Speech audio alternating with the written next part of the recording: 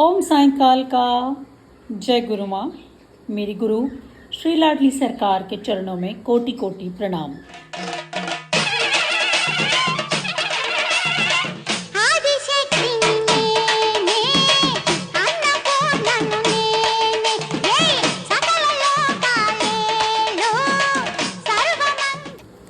तो आज का टॉपिक बहुत ही इंटरेस्टिंग टॉपिक है कि आज हम बताने जा रहे हैं कि जो लोग किसी भी तीर्थ स्थल या फिर किसी भी मंदिर के बारे में जो अपशब्द बोलते हैं या फिर जो लोग मंदिरों से रिलेटेड कुछ भी मतलब मंदिरों का अपमान करते हैं, तीर्थ स्थलों का अपमान करते हैं, तो उन लोगों के साथ क्या होता है ये हम आपको बताने जा रहे हैं आज के वीडियो में। तो जो टीपू सुल्तान के पिता थे उनका नाम था हैदर अली, आप ये सब जानते हैं। तो अगर मैं पूछूं आपसे कि हैदर अली की मृत्यु कैसे हुई थी तो आप सोचेंगे कि ऑब्वियसली क्योंकि वो एक राजा थे तो शायद कोई युद्ध में उनकी मृत्यु हो गई होगी, है ना। लेकिन उनकी मृत्यु युद्ध में नहीं हुई थी। तो आप ऑनलाइन चेक कर सकते हैं, विकिपीडिया में आप देख सकते हो, गूगल में आप चेक कर सकते हो। उनकी मृत्यु हुई थी चित्तूर में, ठीक है। और वहाँ पर ऐसा भी वर्णन कहीं भी आपको नहीं मिलेगा कि उनकी मृत्यु कोई युद्ध में हुई थी। तो उनकी मृत्यु कैसे हुई थी आज हम आपको बताते हैं। और अगर आप ऑनलाइन भी रेफरेंस लेने की कोशिश करें तो आपको डेट्स भी अलग अलग दिखेंगी। कहीं पे 6 दिसंबर होगा, कहीं पे 7 दिसंबर होगा, इस तरह से डेट भी डिफरेंट होगा, ठीक है। और ये ज़्यादा पुरानी बात नहीं है, ये 1782 की ही बात है।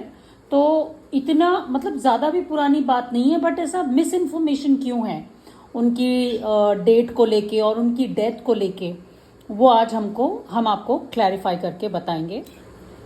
और आपको ये भी पता चलेगा, अगर आप देखोगे विकिपीडिया में तो वहाँ पर यह भी लिखा होगा कि उनकी मृत्यु को कुछ टाइम के लिए लोगों से छुपाया गया था।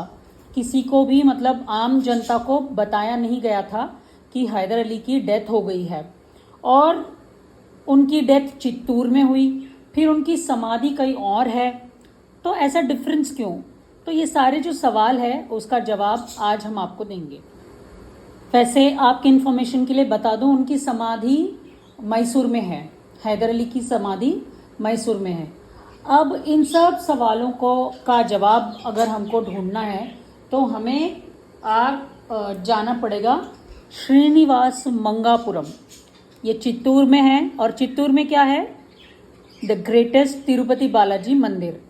तो तिरुपति बालाजी मंदिर एक बहुत ही पवित्र स्थल है। मैंने इससे पहले भी एक वीडियो में बताया था कि शादी होने के तुरंत बाद किसी भी कपल को कोई भी तीर्थ स्थान पे नहीं जाना चाहिए, चाहे वो तिरुपति हो, वैष्णो देवी हो या फिर कोई भी शिरडी हो। ऐसा कोई तीर्थ स्थान पे नहीं जाना चाहिए। एटलीस्ट 6 महीने तक, 3 से 6 महीने तक अवॉइड करना चाहिए शादी होने के बाद। तो आगे की कहानी हम आपको बताते हैं कि क्या हुआ था, ये श्रीनिवास मंगापुरम आखिर आया कहाँ से। तो जब तिरुमला तिरुपति में देवस्थान जो है वहाँ पे श्री वेंकटेश्वर भगवान और माँ पद्मावती की शादी हुई थी। शादी होने के बाद वो ऊपर पहाड़ पे तिरुपति मंदिर जा रहे थे, तब रास्ते में ही अगस्त्य महर्षि उनको रोकते हैं और कहते हैं कि प्रभु, अभी अभी आपकी शादी हुई है और ये आपका ही लिखा हुआ शास्त्र में लिखा हुआ है कि शादी के तुरंत बाद किसी भी जोड़े को किसी भी तीर्थ स्थान पे नहीं रहना चाहिए। तो आप एक काम करिए, प्लीज़ आप मेरे आश्रम में रहिए कुछ दिन, उसके बाद आप फिर चले जाना ऊपर तिरुपति मंदिर में, वहाँ पे आप निवास कर लेना। इस तरह से अगस्त्य महर्षि श्री तिरुपति बालाजी को रिक्वेस्ट करते हैं। तो प्रभु भी सोचते हैं कि सही बात है, तो हम लोग कुछ टाइम अगस्त्य महर्षि के आश्रम में रुक जाते हैं। तो वो लोग वहाँ पहुँचते हैं आश्रम में, लेकिन ऑब्वियसली नई शादी हुई है और वो महर्षि हैं, उनका आश्रम है, वहाँ पे भी पवित्रता को मेंटेन करना होता है। तो प्रभु ने सोचा, श्री बालाजी ने सोचा कि आश्रम के थोड़ी ही पास में एक हम हमारे लिए रहने का प्रबंध कर लेते हैं। तो वहीं पे उन लोगों ने अपने रहने का प्रबंध कर लिया और वो गांव का नाम है श्रीनिवासम मंगापुरम। श्रीनिवास मतलब श्री तिरुपति बालाजी, मंगा मतलब ये माता का ही नाम है, अलुमेलु मंगम्मा मतलब वो माँ पद्मावती का ही नाम है। तो श्रीनिवासम मंगापुरम मतलब ये माँ भगवती, महालक्ष्मी, माँ पद्मावती और श्री तिरुपति बालाजी दोनों के नाम पे बना हुआ गांव है। वहीं पे ये दोनों शादी के बाद 6 महीने तक रुके थे और वहाँ पे उनका बहुत ही भव्य मंदिर भी बना हुआ है। अब क्या होता है, वो ये बहुत पुरानी बात है, कई साल, 100 हजारों साल पुरानी बात है। अब हम आते हैं हैदर अली पे। तो 1782 के आसपास हैदर अली जाते हैं वहाँ, उस मंदिर को देखते हैं और उस मंदिर को पूरी तरह से बर्बाद करने की वो ठान लेते हैं। तो उस मंदिर में जितने भी विग्रह थे सारे विग्रहों को उन्होंने ध्वंस कर दिया था, मतलब खंडित कर दिया था। और जैसे विग्रहों के हाथ पैर होते सारे खंडित कर दिए थे, दूसरे सारे विग्रहों को खंडित कर दिया था। लेकिन जो मेन गर्भगृह में बालाजी भगवान थे, तिरुपति बालाजी थे मंगापुरम के, वहाँ पे उस विग्रह को उन्होंने टच भी नहीं किया, मगर सारा उनका जो सोना, गोल्ड, सो गहने वगैरह थे सारे लूट के ले गए और उस मंदिर को पूरी तरह से तोड़ दिया वहाँ पर। अब बालाजी के मंदिर को तो उन्होंने तोड़ दिया, लेकिन उनके विग्रह को क्यों नहीं छुआ ये मुझे भी नहीं पता नहीं वहाँ पे कुछ हुआ होगा या फिर वो डर गए थे, जो भी कारण रहा होगा। लेकिन मेन विग्रह को उन्होंने टच नहीं किया, बट बाकी सारा मंदिर तोड़ दिया, बाकी सारे विग्रहों को खंडित कर दिया और सारे गहने, जो भी कीमती वस्तुएं थी सारे लूट के ले गए। ये होने के बाद देखो, भगवान इस चीज़ से कभी दुखी नहीं होते। भगवान तो यही सोचते हैं, क्योंकि हम सब भगवान के ही बच्चे हैं, तो भगवान श्री तिरुपति बालाजी तो यही सोचते हैं कि एक बेटे ने मंदिर बना दिया। वहाँ पे उस टाइम पे मंदिर बनाया था कि यादव के राजा थे, उन्होंने मंदिर बनाया था। तो भगवान तो यही सोचते हैं कि एक बेटे ने मंदिर बना दिया, एक ने तोड़ दिया, कोई बात नहीं। तो मंदिर बना दो तो खुश नहीं होंगे, मंदिर टूट जाए तो दुखी भी नहीं होंगे, वो उनका नेचर है, तभी इसीलिए तो वो भगवान है। लेकिन प्रकृति इस चीज को कभी क्षमा नहीं करती। जो माँ प्रकृति है, जो हमारा कर्मा होता है, वो हरदम इस चीज को देखता है। हमारा कर्म, प्रकृति माँ भगवती इस चीज को नोट करती है और वो सब कुछ लिखते रहती है कि आप कब मंदिरों के बारे में अपशब्द बोल रहे हो, कब किस मंदिर के का अपमान कर रहे हो। ये सब कुछ माँ प्रकृति नोट करती हैं और उसका फल जरूर देती हैं। क्योंकि कभी कभी कुछ लोगों के ये भी सवाल होते हैं ना कि देखो कहीं मंदिर लूट गया, कहीं मंदिर में चोरी हो गई, ये ऐसे न्यूज़ हम सुनते रहते हैं। तो हम सोचते हैं कि भगवान का सोना चोरी हो गया तो भगवान क्यों इन लोगों को सजा नहीं देता, क्यों कुछ नहीं बोलता? क्योंकि वो भगवान है। ठीक है, जैसे मैंने बताया, किसी बेटे ने, किसी भक्त ने गहना उनको गिफ्ट में दिया तो वो उनको स्वीकार है, और किसी बेटे ने, किसी चोर ने अपनी जरूरत के हिसाब से उसको चुरा लिया तो उनको वो भी स्वीकार है, तभी तो वो भगवान है ना। लेकिन माँ प्रकृति सब कुछ देखती है और माँ प्रकृति इसका हिसाब भी करती है। अब हैदर अली ने ये मंदिर को सारा तोड़ के सब कुछ नष्ट कर दिया, सब कुछ बर्बाद कर दिया, सारे विग्रहों को खंडित कर दिया। ये करके वहीं पे चंद्रगिरी के वो महल में पहुंचे, वहां के राजा को भी उन्होंने हरा के उस महल पे भी कब्जा कर लिया। अब जैसे उस महल में वो पहुंचा, मंदिर से निकल के जब वो महल में पहुंचा, उसके अगले दिन से उसकी तबीयत खराब हो गई और उसको टाइफॉइड हो गया, जो कि बहुत ही मामूली चीज़ है। वो राजा है, एक शहंशाह है, और उनके पास कितने राज्य वैद्य होते हैं ना, जो हकीम होते हैं, वैद्य होते हैं, उनके पास जड़ी बूटियां होती हैं। तो एक टाइफॉइड जैसे मामूली बुखार से लड़ना उनके लिए कोई बड़ी बात नहीं होती। लेकिन फिर भी वो टाइफॉइड से इतने ग्रस्त हो गए कि उनकी मृत्यु वहाँ हो गई। आप बिलीव नहीं करोगे, चित्तूर से निकल के वो मैसूर जाना चाह रहे थे, मतलब ऑब्वियसली जब उनको लग गया था कि मेरा अंतिम समय आ गया है, तो वो कह रहे थे कि मुझे मैसूर ले चलो, अपने घर ले चलो, शायद मेरा आखिरी समय आ गया है। तो माँ प्रकृति ने उनको चित्तूर का बॉर्डर भी क्रॉस करने नहीं दिया। चित्तूर के बॉर्डर पे ही, रास्ते में ही उनकी मृत्यु हो गई। तो इसीलिए ये सारा कुछ मिस इन्फॉर्मेशन या फिर डिटेल में उनके मृत्यु के बारे में आपको कहीं इन्फॉर्मेशन नहीं मिलेगा। असली सच्चाई ये है।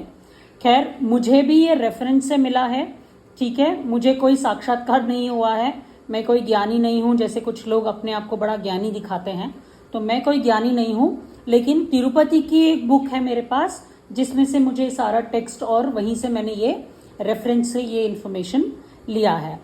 बाद में जो ये श्रीनिवास मंगापुरम है, बाद में एक और राजा आए थे, उन्होंने, वो यादव राजा ही थे, उन्होंने फिर वापस इस मंदिर का पुनरुद्धार किया और फिर से इस मंदिर को वापस उन्होंने निर्माण करवाया। तो आज ये कहानी आपको बताने का कारण ये है कि कभी भी किसी के भी कहने से या फिर किसी के भी आश्रय से, मतलब कोई है मेरे साथ, कोई है मेरे पीछे, ये सोच के किसी भी मंदिर का अपमान ना करें, किसी भी मंदिर के बारे में अपशब्द ना बोलें, क्योंकि वो मंदिर में बैठी हुई शक्ति शायद आपको क्षमा कर दे, लेकिन माँ प्रकृति और आपका जो कर्मा है वो आपको कभी क्षमा नहीं करेगा। चाहे आपके पीछे खड़ा हुआ जो इंसान है, जो भी है, बहुत बड़ा ही महापुरुष भी क्यों ना हो, लेकिन माँ प्रकृति के सामने कोई भी नहीं चलेगा। क्योंकि हैं ऐसे कुछ लोग आज भी हमारी दुनिया में जो पैसों की आस में कि कहीं से पैसा मिल जाएगा, मैं से बेमतलब के और फालतू या फिर जो किसी के लिए उपयोगी नहीं है, इस तरह के वीडियोस बना के व्यूज़ मैं पाऊंगा और फिर वहाँ से यूट्यूब से पैसा कमा लूँगा, इस तरह की सोच रखने वाले, जो चीप सोच वाले लोग हैं, वैसे लोग आज भी करते हैं। उनको लगता है कि ये टॉपिक बड़ा अच्छा है, मंदिरों के बारे में, मंदिरों का अपमान करो, लोगों का अपमान करो, लोगों पे कीचड़ उछालो, और ऐसा करने से हमको बहुत व्यूज़ में आते हैं। ये सोचने वाले नीच लोग हैं आज भी इस दुनिया में, जो लोगों के बारे में, गुरुओं के बारे में, मंदिरों के बारे में अपशब्द बोलते हैं और गाली गलौज करते हैं। तो ऐसे नीच लोगों को माँ प्रकृति कभी क्षमा नहीं करेगी। जो लोग अपने गर्व में अंधे हो गए हैं, एक अंधा था, हिस्ट्री जो है हमारे हिस्ट्री गवाह है कि अपनी हिस्ट्री में भी एक अंधा था 5000 साल पहले, धृतराष्ट्र, जो अपने गर्व में, अपने घमंड में उसने अपनी कुलवधु का ही अपमान किया। एक अंधा वो था जिसने अपनी कुलवधु को ही बोला कि इसका वस्त्र हरण किया जाए, है ना, वो भी एक अंधा था। और आज भी ऐसे अंधे हैं हमारे इस दुनिया में जो धृतराष्ट्र के समान ही अपने गर्व में अंधे हो गए हैं। उनको दिख ही नहीं रहा है कि वो क्या बोल रहे हैं, उनको समझ ही नहीं आ रहा है कि वो क्या कर रहे हैं। अपने गर्व में अंधे होने वाले ऐसे धृतराष्ट्र आज भी इस दुनिया में मिल जाएंगे आप। कुछ लोग होते हैं जो घर पे भी, घर के अपने मंदिरों का अपमान करते हैं, अपनी पत्नियों को पूजा नहीं करने देते, मंदिरों को उठा के फेंक देते हैं, जो जोत होती है जोत को फेंक देते हैं, पैरों से मारते हैं। तो ये जब ये लोग करते हैं तो इनको बड़ा अच्छा लगता है, क्योंकि अपना गर्व, मर्दानगी दिखाते हैं ना, तो अपने घमंड में और गर्व में आके ये सब करते हैं। लेकिन उसका जब भुगतने का समय आता है तब वो खुद ही नहीं भुगतेंगे, उनकी पीढ़ियां भी उस चीज को भुगतती हैं, और ये माँ प्रकृति का न्याय है। फिर बाद में उस मंदिर का क्या हुआ वो भी कहानी हम आपको बताते हैं। 1801 में जब अंग्रेज आ गए थे, अंग्रेजों ने उस एरिया पे कब्जा कर लिया था, और उन लोगों ने जो मेन गर्भगृह था उसके विग्रह के सामने, बालाजी का जो विग्रह था, विग्रह के सामने एक दीवार उठा दी ताकि किसी को भी पता न चले कि यहाँ पे अंदर एक विग्रह भी है। तो प्रभु श्री बालाजी के आंखों पे पट्टी बांध दी गई और उनके आगे एक दीवार उठा दी गई ताकि किसी को भी पता न चले कि इस दीवार के पीछे श्री बालाजी का विग्रह है। करीबन 100 साल तक वो विग्रह उसी दीवार के पीछे रहा। 100 साल के बाद 1900 के आसपास 1901-2 के आसपास ऐसे ही फिर किसी भक्त के स्वप्न में तिरुपति बालाजी दिखाई दिए और उनको बोले हैं, उन्होंने बताया था कि मैं यहाँ पे एक मंदिर में पीछे अंधेरे में पड़ा हुआ हूँ, मुझे यहाँ से बाहर निकालो और मेरी पूजा करो। ऐसे श्री तिरुपति बालाजी के वचन हुए। तो एक भक्त ने फिर उस मंदिर को ढूंढ के उस दीवार को हटवाने के बाद वहाँ पीछे से माता लक्ष्मी, भूदेवी, श्रीदेवी के विग्रह और श्री तिरुपति बालाजी का विग्रह बाहर निकला और वहाँ से फिर से उस मंदिर का पुनर्भार हुआ और उस मंदिर में फिर से पूजा पाठ शुरू हुई है। और आज भी श्रीनिवास मंगापुरम मंदिर है। मैंने वहाँ के दर्शन किए हैं और बहुत ही अच्छा मंदिर है। और 1967 के आसपास टीटीडी जो है, मतलब तिरुमला तिरुपति देवस्थानम, उस ऑर्गेनाइजेशन ने, उस अथॉरिटीज़ ने इस मंदिर को अपने स्वाधीन कर लिया और फिर उन्होंने उस मंदिर को और पूरा डेवलप किया और आज वो इतना भव्य मंदिर है। कभी अगर आप में से कोई भी तिरुपति जाए तो श्रीनिवास मंगापुरम जरूर जाएं और वहाँ पर भी श्री तिरुपति बालाजी और श्रीदेवी भूदेवी के दर्शन करें। जो गरीब भक्त ब्राह्मण को सपने में भगवान ने दिखाई दिए थे और जिसको भगवान ने सपने बोला था कि मैं इस अंधेरे में छुपा हुआ हूँ दीवार के पीछे, मुझे यहाँ से बाहर निकालो, उस गरीब भक्त का नाम था सुंदर राज स्वामी। और आज भी इस मंदिर में जिस दिन वो मंदिर पहुंचे थे और जिस दिन उन्होंने प्रभु को उस दीवार के पीछे से बाहर निकाला था, उस दिन को आज भी वहाँ पे सेलिब्रेट किया जाता है और बहुत ही भव्य तरीके से उनको सेलिब्रेट किया जाता है। तो ये थी कहानी एक ऐसे अंधे की जो हमारी संस्कृति में लोगों ने, और किताबों में आपको शायद ये इन्फॉर्मेशन नहीं मिलेगा, लेकिन आज मैंने आपको ये बताया है कि जब भी कोई इंसान किसी भी मंदिर के तरफ टेढ़ी नज़र करके देखता है और कोई भी जब किसी भी मंदिर से रिलेटेड अपशब्द बोलता है, मंदिरों का अपमान करता है, मंदिरों से रिलेटेड महापुरुषों का अपमान करता है, वैसे लोगों को कभी भी माँ प्रकृति क्षमा नहीं करती। तो ऐसे जो अंधे हैं, अपने गर्व में, जो आज के ज़माने के धृतराष्ट्र हैं, जो अपने गर्व में अंधे हो गए हैं, वो लोग सावधान हो जाएं, क्योंकि माँ भगवती कभी भी इस चीज़ को क्षमा नहीं करेंगी, माँ प्रकृति क्षमा नहीं करेंगी। ये तो तिरुपति बालाजी का मंदिर था, क्योंकि तिरुपति बालाजी जो विष्णु भगवान है वो तो बड़े दयामयी हैं, वो तो फिर भी क्षमा कर देते हैं। लेकिन जो इंसान महाकाली के मंदिरों की बेइज्जती कर रहे हैं, जो लोग माँ भगवती के मंदिरों का अपमान कर रहे हैं, तो महाकाली तो इस काल की महाकाली है, इस काल की देवी है, तो कली काल की महारानी है, वो कभी क्षमा नहीं करेंगी। ज़रूर भुगतोगे, ज़रूर भुगतोगे, याद रखना। ओम साईं काल का, जय गुरु माँ।